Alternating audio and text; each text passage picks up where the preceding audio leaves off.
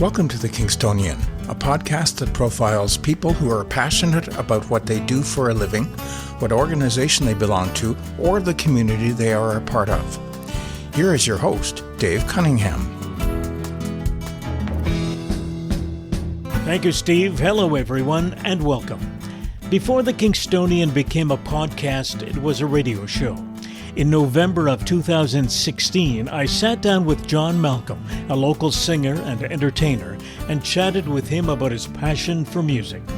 John passed away December 22nd, 2023. For licensing reasons, we cannot air the recordings we included in that radio broadcast. Nevertheless, I think you'll enjoy our conversation. John was a consummate performer who loved being on stage with his sons Ryan and Regan. He will be missed. Our sympathies go out to Deborah and the family. Here is that episode. Good morning, everyone. My name is Dave Cunningham, and welcome to the program. And on today's show, our guest is John Malcolm. John, welcome. Thank you very much. Thanks for having me. I'm looking forward to this, Dave. Okay. Now, John is one of those individuals that has been playing music and entertaining folks for a long time. And that's one of the things that I found about living in this community. There are a lot of people who are very talented and who work hard at their craft and just getting better each time. Now, when did you first start performing? Was it in Kingston? No, actually, I first started in Montreal. I'm from Montreal, like it seems like everybody Like everybody in is. Kingston. I was about 11 or 12 years old, I guess, when I actually professionally started singing. And what sorts of singing were you involved with then? That was the rock and roll, Buddy Holly kind of stuff. Jerry Lee Lewis, Roy Orbison was, coming along. All those classic artists. Yeah. Now, did you participate in a group? Yeah, I had a group, actually, I think it was the Johnny and the Upsetters, which was, a throw-up name we just picked up. And we were, we played anywhere we could play, a little bit at the high schools and things like that, even though at that point I wasn't in high school. Johnny and the Upsetters. Yeah. Where did you come up with Upsetters? Well, there has to be a story there somewhere. Well, no, there really, other than in those days, there was a group on every corner. There weren't that many garage bands because a lot of the homes that day didn't have garages. Mm-hmm. But, there was at least 3 basements on every block that had a band, and we had the craziest names. Everybody just sort of the Screamers, the Tornadoes, the Storms, So I think that's how that happened. Or one of the classics that I like because I grew up in Montreal as well, and one of the classics I like is Mash McCann. Now, where did Mash McCann? Mash McCann, yeah. Canadian band. Yep. Now, at some particular point, you moved to Kingston, and That's right. were what sort of business were you in?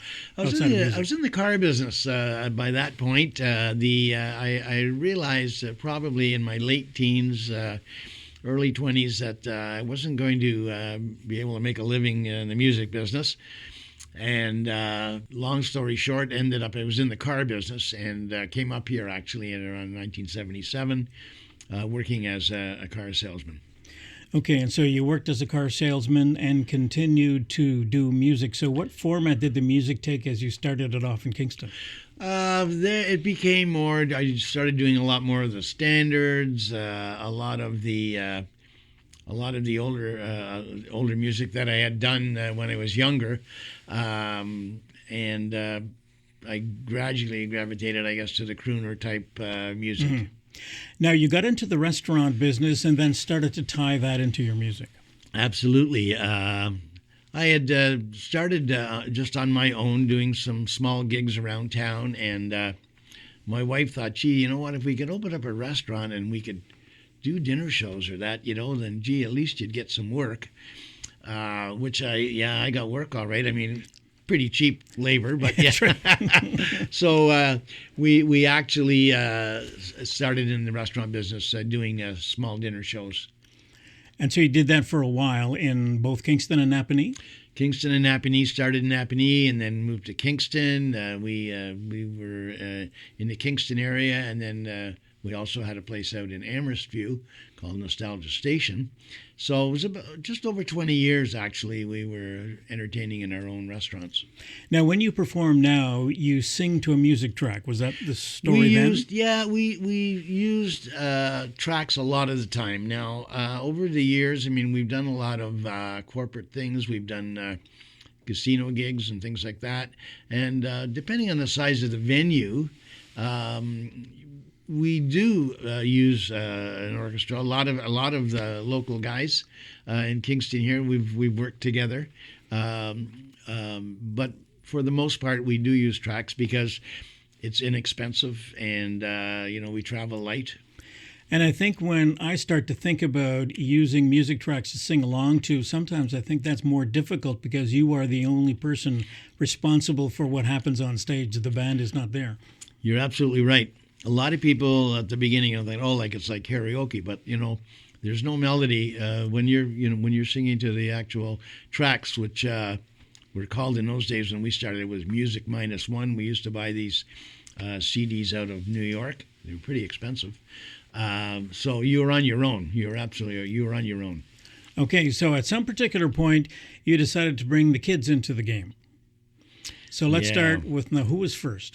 Ryan was first. Ryan was first. Actually, it was really funny. I would be rehearsing at home, and one day I came home, and Ryan had all the equipment set up, and he was singing Crazy by Patsy Cline. He had a little voice like, his voice hadn't changed yet. He had a Michael Jackson voice, and he wanted to surprise my wife Deb with this song. So that's how that got started. So I had a gig, and Deb said, "Well, why don't you bring Ryan along and let him sing the song?" Mm-hmm. So I brought him along, and it's the old story. You work with dogs or cats and kids, you're done, right? That's right. So of course, all the little ladies just loved this little guy, 4'0" in his tuxedo, singing "Crazy" by Patsy Cline. Oh yeah. Well, it wasn't long before he was probably doing a quarter of the show with me. And went on from there. Went on from there, of course, and then my other son, Regan, joined us. Regan was doing a lot of our sound at the time and lighting, and so, we didn't even know that he could sing the way. It was just amazing the first time we heard him sing. He did a Billy Joel song, and again, so that now we were the trio, Nostalgia Trio. Now, for those who haven't quite figured it out by now, Ryan Malcolm is the individual that won the first edition of the Canadian Idol series on television. That's right. And that was back in 2003. Right. Now, what is Ryan doing now? Is he still singing other than singing with you periodically? Well, Ryan, he does a lot of voiceovers still, and he does a lot of sessions. As a matter of fact, as we speak, he's in Toronto right now, actually doing 2 days of recordings. Songwriters and that will come to him and ask them to do a song, and then they take it from there. So he's not he hasn't stopped singing, and I think we're going to hear from him again. Mm-hmm. He has his own band, right? He has his own band, Low Level Flight. Mm-hmm. And of course they had a pretty good run, quite a few top 40s, and they did some really nice touring, India, and I heard he was really popular in India. Really popular in India. It's the funniest thing, but really big over there. Now, he was in Costa Rica for a while, running a bed and breakfast, and now he's back in Canada. He's back in Canada. He's up around the Goderich area. Him and his wife are involved in managing a resort up there, and he's also now in the real estate business. So you never know where people are going to end up. You never know. It's so funny, because my wife's in the real estate business, and somewhere down the line they may end up working together. Mm-hmm. Now, Regan did perform for a while with his own band. Regan actually, he performed with a band called Killing Time. Right. And they were together a lot longer than I realized. Now, even when they were performing, we were still performing. Right. And we actually did perform with Killing Time as well. And every once in a while, a couple of the guys from Killing Time would come over and do some gigs with us. So that was quite a while, and Regan was drumming for the band also. Like, he's a pretty good drummer too. Now, the three of you are, I guess it's primarily Regan and you that do a bit of nostalgia. Now, yeah. And every once in a while, Ryan may join Every you once for a in a particular while, show. we'll get Ryan involved, yeah. Now, when it comes to a bit of nostalgia, when you are doing gigs at various places, why don't you give our listeners an idea of how you go about picking the lineup of songs you're going to perform that particular night? Well, a lot of it has to do with where we are. And we usually have at least 2 CD players set up so we can skip and jump back and forth. If we're in a particular place and, Regan may do a country song, and if we see the dance floor is busy, well, we'll throw in a few more country songs, If we are, like we do a lot of ballads, of course, and if we're doing maybe an evening where there's ballroom dancing, for instance, ballroom dancers. So, we'll throw in the waltzes and the foxtrots, and, right. So, that's one of the things I think that's, our longevity is due to the fact that we are really flexible. If you don't like what we're doing right now, maybe in 5 minutes you will. That's hopefully right. You will. We can change the lineup pretty quickly. We can do that, yes. When it comes to performing, do you have a preference as to what kind of venue you're in when you're performing? Well, it's always nice, I think, as a performer, I think to be in a place where, number one, people can sit and watch and enjoy the music, or they can get up and dance. There's some interaction going on there. A lot of the casinos that we're in there, we're fighting, well, not anymore because they've taken the noise out of them, but we used to be fighting against the slot machine noises, right. And there you're sort of just an extra, So I think, we really enjoy the places where we go there and the people are ready and willing to listen and to get up and dance. We enjoy ourselves too. Now, if memory serves me correctly, you've done some theater as well. Yeah, I've done a fair amount of theater over time. And I can think of the Buddy Holly show at the Grand Theater. Yeah, actually, Well, Ryan, of course, and Regan were both in the first, because they did it twice, the Kinsman show at the Grand. And then the last time, which was, I guess, now about two and a half years ago, I was also in it, I had a couple of little parts. But it was really fun to be involved with that, And working with a bunch of people over the extended period of rehearsing and doing the show, you would tend to develop a lot of good relationships that way. A lot of good relationships, And again, a lot of the people that were in the show, I'd worked with over time with other projects, Comes to mind, I did a Wait Until Dark way back when. I ran in the late 70s at the Domino, and Greg Berliuk was one of my co-players, and that was his first run, I think, at acting, and it was a great time. Good. Now, that sort of brings us to one of the major things you're doing now is a Frank Sinatra show. Right. Tell us how that all started. Well, I think, I was always a Sinatra fan. I loved the music. Again, oldies but goodies. I was fascinated also by his story. Like he scratched and kicked and, to his way up to where, even when he was in his 30s, he finally got some recognition. He wasn't the easiest guy to get along with, perhaps, but he had a lot of talent. And I always, I'm the type of guy that I like to look at the positive things, as an entertainer. The reason I was drawn to him because of the way he entertained, not because of his personal life necessarily. But the music was great. Now, when we start thinking about Frank Sinatra, so he's been gone a while. Yes, but there is has. still a style of music that is almost being revived now. I guess the best example to use is Michael Bublé. Right. Or Tony Bennett, who is still performing, and he's, 103? Close to it, 91, 91, 100. Yeah.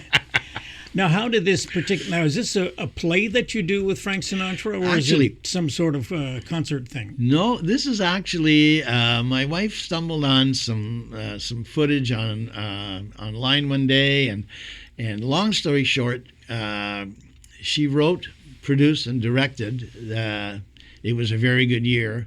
Sinatra, the man, his fans, his music.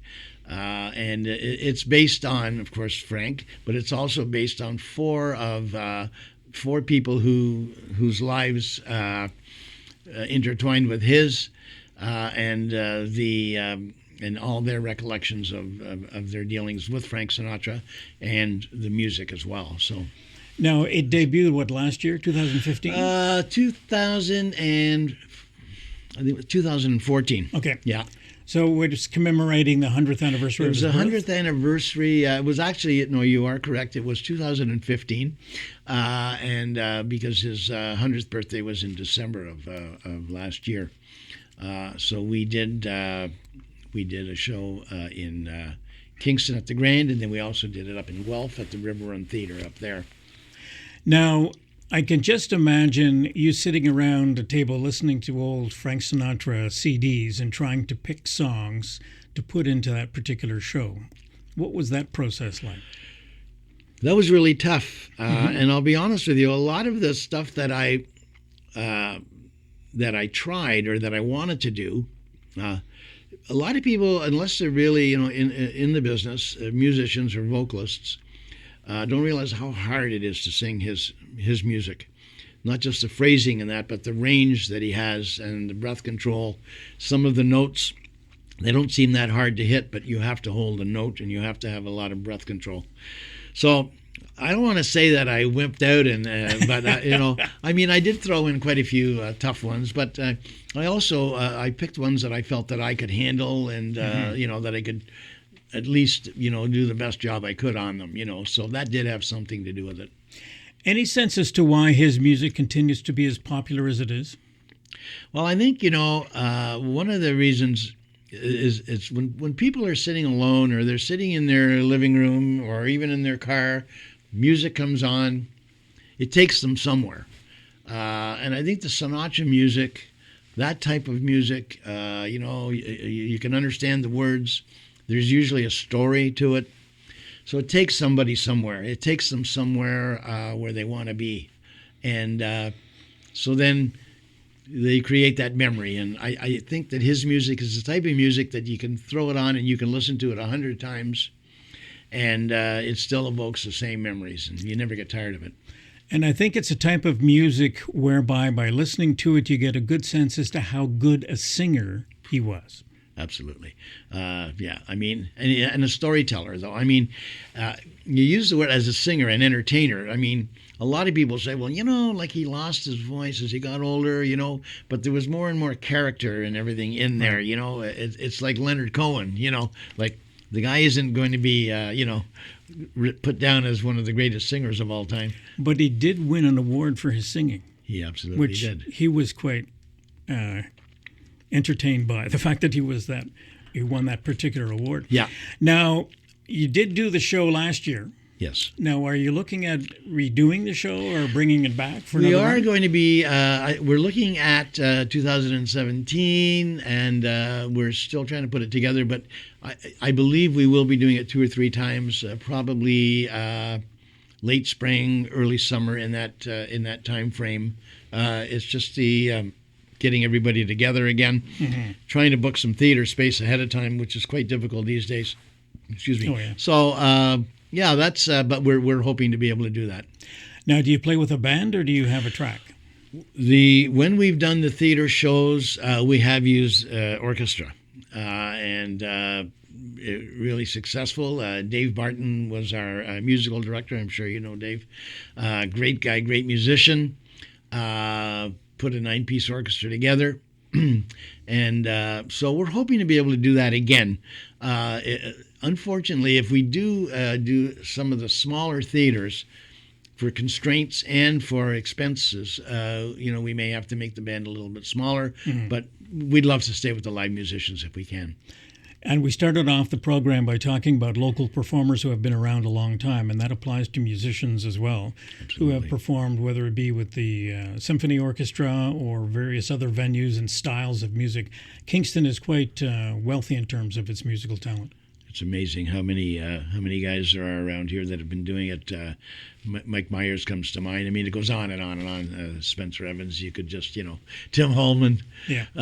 These guys have been, 50 odd years in the business, and they're still only 50 years old. I can't figure that out, Yeah, there's something wrong with that picture. Yeah. The late John Malcolm, a man who loved being on stage, making memories for those in his audience. To those listening to this podcast, thank you, and I'll be back soon with another conversation. The theme music for the podcast is Stasis Oasis, written and performed by Kingston musician Tim Aylesworth. If you have any questions, comments, or suggestions about any of the episodes, please send a note to thekingstonianpodcast at gmail.com. For details on upcoming guests, follow us on Facebook. The Kingstonian podcast is hosted by Dave Cunningham and produced in Kingston, Ontario, Canada.